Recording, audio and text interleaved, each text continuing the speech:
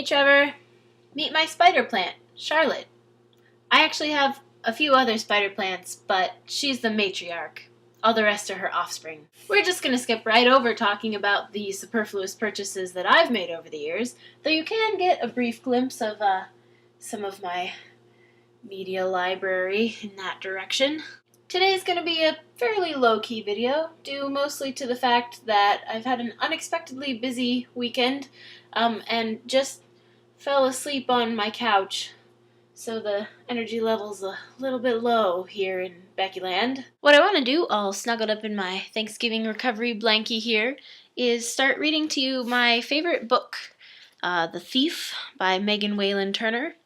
My favorite youth novel, really. I'm pretty sure I haven't actually read my favorite adult book yet.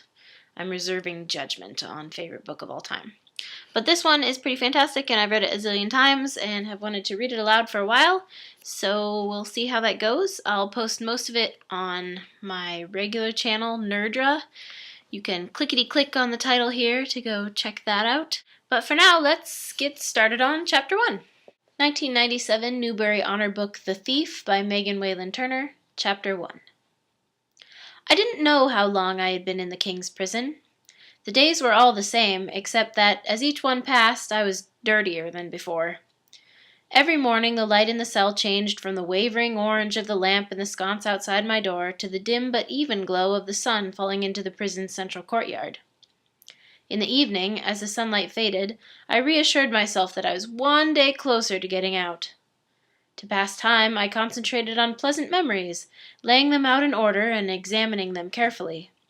I reviewed over and over the plans that had seemed so straightforward before I arrived in jail, and I swore to myself and every god I knew that if I got out alive, I would never, never, never take any risks that were so abysmally stupid again.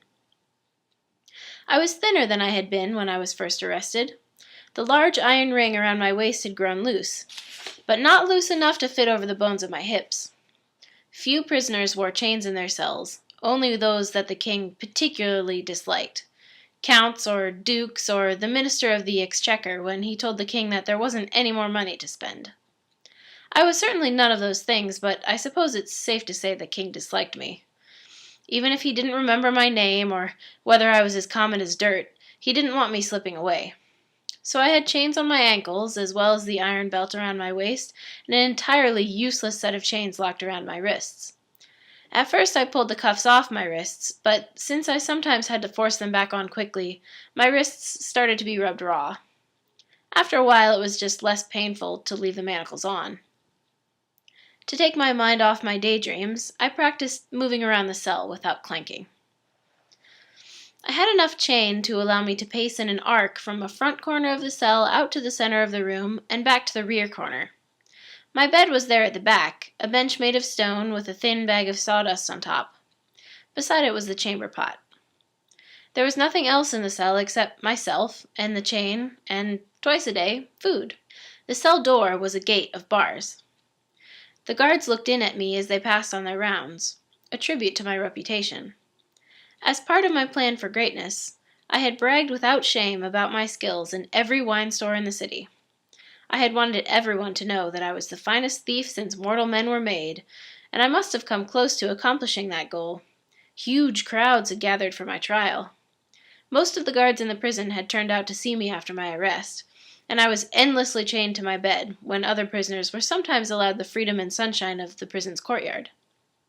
There was one guard who always seemed to catch me with my head in my hands, and he always laughed. "What?" he would say. "Haven't you escaped yet?" Every time he laughed, I spat insults at him.